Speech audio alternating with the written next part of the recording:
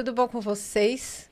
Sejam mais uma vez muito bem-vindas ao meu, ao seu, ao nosso podcast Bate-Papo com Edi, porque aqui a sintonia é feminina. Como sempre, a minha eterna gratidão por você estar compartilhando, me dando permissão para entrar na sua casa, onde quer que você esteja, e estar dividindo esse momento com você, viu? Honra e gratidão eterna.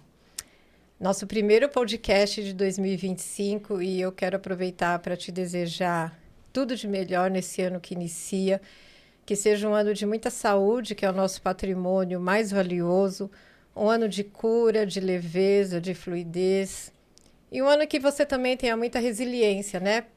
Para que possa lidar com os momentos desafiadores, porque eles fazem parte da vida. E, na verdade, são eles que nos ajudam a crescer. Que seja um ano de cura, que seja um ano leve, que seja um ano próspero em todos os aspectos, viu? É o que eu desejo de coração. Então, hoje eu vim bem a caráter aqui, ó, V de veganismo, que como todas vocês sabem, eu sou vegana já há 17 anos.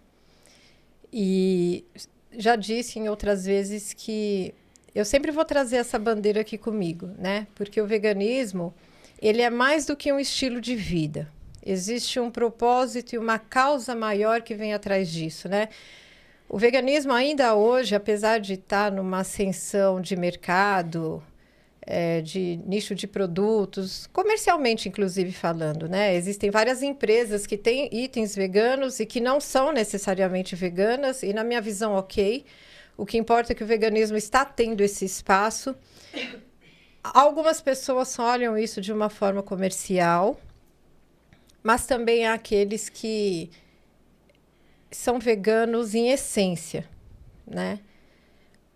Muitas vezes, e eu mesma já escutei isso, algumas delas, acham que nós veganos somos pessoas radicais, né? O que eu discordo. O vegano é uma pessoa que ele defende aquilo que ele acredita. O vegano é uma pessoa que se preocupa em ler os rótulos dos produtos daquilo que ele compra. O que eu acho que é extremamente importante e válido por uma questão de saúde nossa também. É importante que nós saibamos aquilo que nós estamos colocando dentro da gente, aquilo que nós estamos utilizando, seja no nosso corpo ou na nossa casa. Isso deveria, penso eu, né, na minha visão, ser um hábito comum, porque aquilo que nós trazemos para a nossa vida tem que ser de conhecimento, né? Eu tenho que ter ciência daquilo que eu estou usando, daquilo que eu estou fazendo, daquilo que eu estou preparando, né? Então, eu acho que também tem esse olhar, passa por esse caminho também. E nós vemos hoje um movimento muito grande de pessoas, aquelas que são antipáticas ao tema, né? Que têm um preconceito e uma resistência muito grande em falar sobre, ou pelo menos em ouvir. Isso é muito comum, infelizmente, mas tudo bem, cada um tem o seu direito de pensar como quiser, né? É uma escolha, todos nós temos o nosso livre-arbítrio, mas também nós temos pessoas que estão cada vez mais abraçando a causa, seja por qual motivo for, muitas por questão de saúde, mas também muitas por compaixão e por amor, né?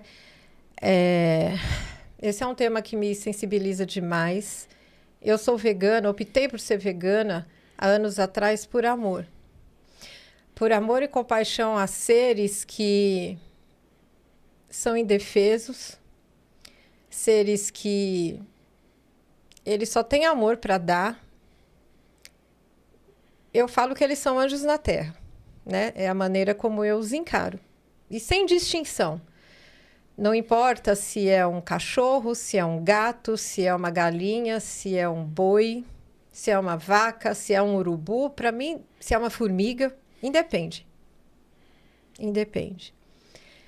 E eu também gosto de ressaltar bastante que as pessoas, da questão de ordem física, de saúde, elas falam que você não come carne, você é anêmico. Eu sou o exemplo vivo de que isso não existe. Eu tenho 52 anos, como eu já falei várias vezes aqui. Eu nunca tive anemia. E nós mulheres, nós menstruamos. Então, naturalmente, nós temos uma tendência a ter anemia. Eu nunca tive. Eu tenho energia, eu tenho disposição, eu tenho boa saúde. Sem que para isso eu precise ter no meu prato a vida, ou quer dizer, a morte. Desculpa, às vezes é um pouco forte falar isso, mas é uma verdade, né? O intuito aqui não é, estar julgando quem come ou quem não come carne, não é o julgamento, mas sim nós trazermos o veganismo dentro de um olhar. Quem sabe um olhar diferente para que você que está aí do outro lado e que ainda não conhece a causa possa pelo menos refletir sobre. E quem sabe um dia tentar se dar essa oportunidade de conhecer um pouco mais. E hoje eu tenho convidado aqui uma pessoa muito especial. É o Padre Paulo César, ele vai estar se apresentando aqui. Ele vem de Gramado. E ele é um representante e o líder da Igreja Católica e que é vegano. Olha que bacana. Aqui eu não estou para falar de religião, e sim da espiritualidade e da essência que é o veganismo. É sobre isso. Desculpa, até acho que talvez eu esteja um pouco mais sério do que o habitual, mas é que, de fato, esse assunto, para mim, ele tem uma relevância muito grande e muito expressiva na minha vida. E é algo que eu trago com muito respeito e com muito amor. É um chão que eu piso com muito cuidado, com todo o meu amor, porque é sobre isso, né? É sobre amor e é sobre compaixão, acima de qualquer coisa. Padre, se apresente para a nossa audiência. Queridos internautas, querida Edi, muito obrigado pelo convite. Uma honra estar aqui. Sou o Padre Paulo César Rosa da Conceição, conhecido nas redes sociais como Padre Vegano.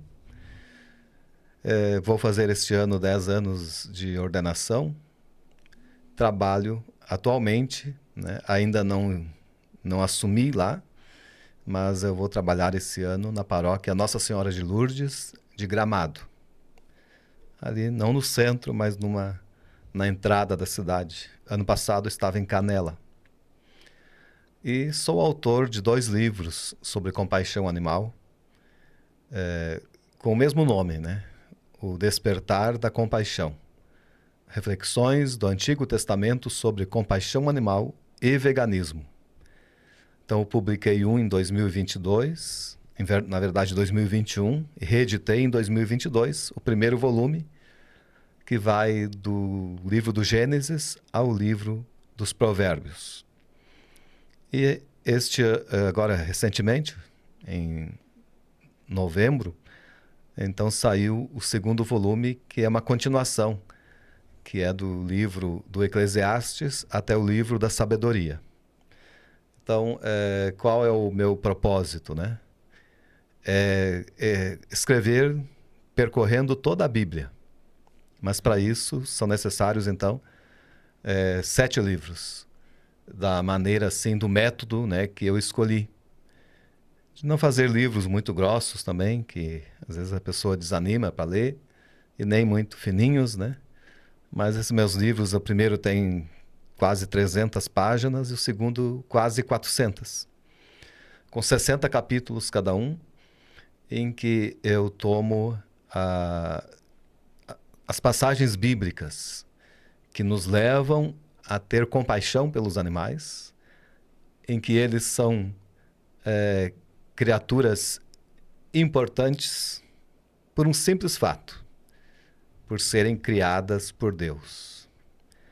Por esse motivo, elas merecem todo o nosso amor, nosso cuidado e o nosso carinho, porque nas obras está um artista, num quadro, num livro, numa escultura, numa música, e nos animais, nos quais nós nos incluímos, porque também somos animais.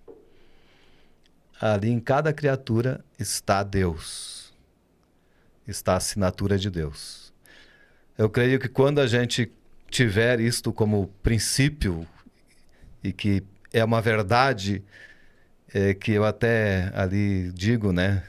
A Bíblia, ela insiste nessa verdade. No segundo livro, parece assim até repetitivo.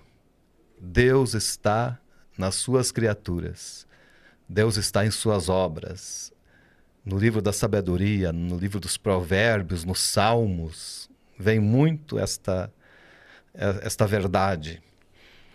E agora eu estou a caminho do terceiro, já estou, né, entrando no campo dos profetas, e daí no terceiro livro vai abranger apenas dois, que é Isaías e Jeremias. Que eles, né, os profetas, como representantes de Deus, na Bíblia os profetas falam em nome de Deus, há uma enorme riqueza para a causa animal, na questão da condenação dos sacrifícios, né, que eram realizados lá no templo, que o templo era um verdadeiro matadouro, né, e que Jesus veio ali e pegou um chicote e expulsou aqueles vendilhões lá que vendiam animais. E todos nós sabemos que isto já ali é um ato de libertação animal que Jesus fez, que é uma interpretação que nunca foi assim refletida, mas agora teve um documentário aí de ativistas veganos, Cowspiracy, né? Desculpe o meu inglês, mas eu acho que é mais ou menos assim, e que dá esta interpretação que é a correta, que é a que sempre eu tive certeza, sempre eu tive convicção. E Jesus não está condenando o comércio, porque senão as nossas igrejas, santuários não poderiam ter lojas, né? Aparecida do Norte, que milhares e milhares de lojas lá não poderiam existir. E claro, é bom, né? Que bom que tem, porque vai lá, traz uma lembrancinha, né? E também gira ali a economia da cidade. Então ali, como diz no documentário o reverendo Andrew Lindsay, eles não estavam vendendo paçoquinha, eles vendiam animais. Mas isso daí eu vou chegar lá no quinto livro, né? Porque são 4 do Antigo Testamento, 4 volumes, 3 do Novo Testamento. Uhum. Aí vai entrar a questão as questões polêmicas, né? Do peixe, principalmente do peixe, que eu já respondi ali na internet. Faz 4 anos que eu estou falando, mas tem sempre gente perguntando, né? Então é assim, na Bíblia... Então eu coloco essas passagens simpáticas aos animais, a reflexão delas, trago informações, daí porque eu vou em outras literaturas, porque como você disse, né, o veganismo tem se expandido, é um movimento que cresce cada vez mais. Sim, ele veio para ficar, né? Devagarinho, né, Sim. quase imperceptível, mas ele não tem uma queda.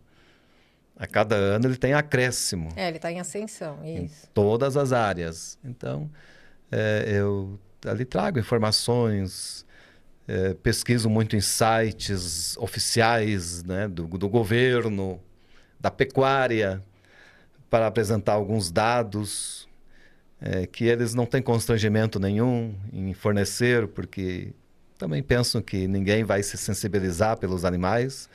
Acho que eles têm essa convicção, senão seria tudo escondido, né? E claro, as referências maiores minhas são hoje de sites, porque nós estamos no mundo da tecnologia, né? Mas tem, claro, tem referências de livros físicos. Eu prefiro, por exemplo, ler livro físico. E existe uma enormidade na área da teologia, da filosofia. E existem, então, até passagens que preconizam o veganismo, como a de Gênesis 1, 26 a 28, perdão, 28 a 29, ali fala o nosso cardápio, né? Grãos, legumes, verduras, frutas, e que os animais, os demais, tenha também os vegetais. Então ali, para mim, esse é o alicerce, é o plano de Deus. Ali no Gênesis 1 está o plano de Deus. O que vem depois dali é a queda, né? Vem depois da queda, então, o pecado, e no qual daí começaram a comer animais. Então eu vejo como o consumo de animais como uma consequência do pecado. E outras passagens, não é só no Gênesis, que falam digamos, da dieta que Deus nos deu. Porque o veganismo também não é dieta, né? É um aspecto, né? mas não é apenas um cardápio, tem uma infinidade de outras motivações. Mas ele vai aparecer lá no Daniel, que era um vegano, lá no livro dele, no primeiro capítulo, né, em que ele faz um desafio ao rei lá, e ele tem um rendimento 10 vezes melhor do que os outros que comiam carne. E interessante que nesse documentário que eu falei antes, havia uma igreja, né, uma igreja, não é a católica, mas não lembro agora o nome, que oferecia a dieta de Daniel com carne.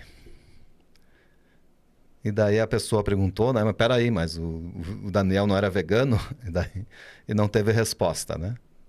Então, eu creio assim, as pessoas, elas apostam muito na ignorância bíblica das pessoas. Que elas não vão conferir lá. Que qualquer um disser, se apresentando como líder religioso, o que ele diz, vale, né? E enquanto isso ali é uma das questões mais básicas, né? O Daniel era vegano. Depois temos ali...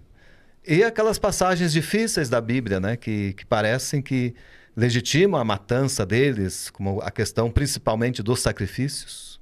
Mas os profetas condenavam os sacrifícios. Deus condenava. Jesus condenou o sacrifício. Além do episódio da expulsão dos vendilhões do templo, ele diz também, Mateus 12:7, se compreendesseis que quero misericórdia, não teríeis matado tantos inocentes. Quem são esses inocentes? Quem eles matavam? Então, na Bíblia, a gente precisa fazer esses links. Uma passagem está ligada à outra. Isso que Jesus falou ali em Mateus 12:7 está lá em Oséias 6:6, que também, e em outros profetas. Então, essa questão dos sacrifícios de animais, que as pessoas às vezes vêm nos atacar dessa forma, então elas nem sabem o que é uma Bíblia, né? Porque são trocentas condenações dos sacrifícios. E a Bíblia, nós sabemos, né? Como eu me inspirei muito no Papa Bento XVI, e que ele era foi um grande teólogo dentro da esfera católica, digamos. Ele era uma sumidade em ensinamentos escritos e produção teológica. E então, ele escreveu em 1983, quando ainda era um cardeal, secretário do Papa João Paulo II, era o cardeal Ratzinger, porque o Papa troca de nome, né, quando se elege, e ele era o chefe da Sagrada Congregação para a Doutrina da Fé, que é tipo um ministério da igreja, e o ministério mais importante. Digamos, não sei se a gente for fazer um paralelo com um governo político, Ministério da Economia, não sei qual o mais importante, mas o da fé é o mais importante. E ele fez um documento, a interpretação da Bíblia na igreja. Então, o que ele diz? Ali num dos trechos. A Bíblia possui passagens que parecem contraditórias, caducas e obsoletas. E que, por isso, merecem uma exegese mais profunda, uma exegese, um estudo mais aprofundado, levando em conta o contexto histórico, trazendo para a nossa realidade, sempre visando os progressos realizados pelo ser humano na ética, na moral, na tecnologia, na ciência, e sempre buscando a paz universal. E isso, então, faz a gente também aprofundar aquela que tem passagens que não são simpáticas aos animais. Na Bíblia nós encontramos também. Mas nós também encontramos passagens, né, que ali, principalmente no Antigo Testamento, que são machistas, de guerra, que aprova a guerra, a violência, a homofobia. Se eu tiver uma interpretação assim fundamentalista da Bíblia, eu posso usar ela e posso fazer as maiores barbáries, tendo ela como fundamento, né? E como se fez, eu penso assim, o veganismo ele é um movimento abolicionista, né? Assim como foi a escravidão, como foi a conquista das mulheres. E deixa eu aproveitar e fazer uma pergunta para o senhor. Daí só fazer esse link. Então, eu penso que muita gente lá, quando teve o movimento da abolição da escravatura, muita gente era contra. Sim. E certamente usava a Bíblia. Porque Sim. na Bíblia há escravos. Né? E tá ali São Paulo diz, os escravos amem seus amos e os amos tratem bem seus escravos. Mesmo no Novo Testamento, mas a gente não vai cobrar, como daí usa o Papa Bento XVI, há 2000 anos atrás. Se mandou tratar bem, já era um progresso. E da questão das mulheres também. Né? Quanto ali, por muitos motivos bíblicos, as mulheres foram desconsideradas e sem nenhum direito por muito tempo. Porque lá, ali tem aspectos machistas também. É uma questão Bíblia. interpretativa, né? Sim. Muito bom. Deixa eu fazer umas perguntinhas aqui. O senhor é vegano há quanto tempo? E o que despertou o senhor para esse lado? Porque, assim, o senhor, como um missionário da igreja, é claro que o senhor sempre o senhor está há 10 anos, né, que o senhor falou? Sim. 10 anos. Aí o senhor sempre teve a Bíblia ali como seu, enfim... ferramenta. A sua ferramenta, obrigada. Isso. Sim. E qual foi o start? Qual foi o momento em que teve esse despertar para essa causa? Qual foi o olhar? E aí, a partir desse momento, o senhor começou a fazer essa interpretação da Bíblia dentro desses trechos que o senhor mencionou, fazendo essa analogia ao veganismo aos animais. Como foi o início disso tudo? Eu creio, sim, que foi um conjunto de coisas. Né? Tom Regan, né, o filósofo vegano, ele classifica veganos em 3 categorias. O vegano vinciano, que é aquele que nasce, né? Nasce já, que não tem explicação, e como está acontecendo muito hoje, crianças nascerem e não aceitarem carne desde pequenas. Eu trabalho lá no Lar Vegan, isso é muito comum acontecer. Sim. E daí tem os veganos damascenos, que são aqueles que tiveram uma experiência forte, abrupta, despertaram, e daquele momento em diante, até ontem comia carne, e de hoje em diante não mais, por causa de uma experiência assim, que abriu a consciência. E tem os relutantes, que vão aqueles que é um processo que vai... tem uma experiência, daí aquilo comove, daí... mas depois acaba a cultura ali, o ambiente acaba absorvendo, depois tem outra experiência, até que chega num ponto que decide. Eu creio que a maioria se encaixa nesses aí, nos relutantes. E eu sou um desses casos, né? Mas, assim, a questão de compaixão pelos animais, desde pequeno, quando eu via puxarem pescoço das galinhas, né? Que era muito comum. Eu sou de área rural, então isso é normal, criar animais para matar. E aquilo me chocava muito, e quando eu ia matar o porco, eu fugia para não ouvir o grito do desespero. Ao natural, eu devia ser eu devia aprender aquilo ali e dar continuidade. O meu pai matava animais. Sim. Era um matador, porque poucos têm coragem, né? Daí aqueles lá que querem dizer, eu sou lá no Rio Grande do Sul, por exemplo, eu sou macho, eu sou um machão, então aquele que mata animais. Né? Sem comentários. Então a masculinidade é colocada em cima disso aí, que a gente isso é uma verdadeira piada, né? E de muito mau piada gosto. de mau gosto, mas assim existe isso aí, infelizmente, devido à ignorância, né, das pessoas. E claro, mas eu nunca ouvi falar em veganismo, nunca ouvi falar em vegetarianismo. E eu comecei a ter contato lá por 2010, quando eu era professor da rede pública. Aí eu tinha uma revista que ia para a escola, Vegetarianismo. Nossa, é mesmo. Tinha essa revista de banca, né? Com receitas. Aí eu pensei... Bom, mas então eu não estou sozinho, porque a gente... Isso há quantos anos atrás? Há 25 anos atrás, tu se sente também totalmente sozinho naquele universo ali. Não tem... parece que não existe ninguém, né? Aí aquele vegetarianismo me mostrou um outro mundo, né? E E daí começou o Facebook naquela época. Então ali no Facebook eu comecei, já tinha postagens veganas. Eu vi ali sobre o documentário A Carne Fraca, da Nina Rosa, né, que estava no VegFest. Aí eu não colhei documentário nenhum, porque eu não tenho estrutura emocional. Apenas uma foto lá que eu vi de um matadouro, aquilo já me causou noites sem sono, né? E então eu creio que foi a partir dali, por 2010 ali, que eu virei a chave por completo. E eu ia no refeitório lá, que é da escola, e aí eu via carne moída, cheirava, e aquilo começou a dar náusea. Dar náusea, assim, sentir cheiro de podre. E ali eu comecei a cortar a carne, né? Ali, pelo menos. E digamos assim, o veganismo é dentro do possível e do praticável. Hoje, em qualquer lugar, tu encontra opções veganas, né? Mas Ainda bem, né? Ainda bem.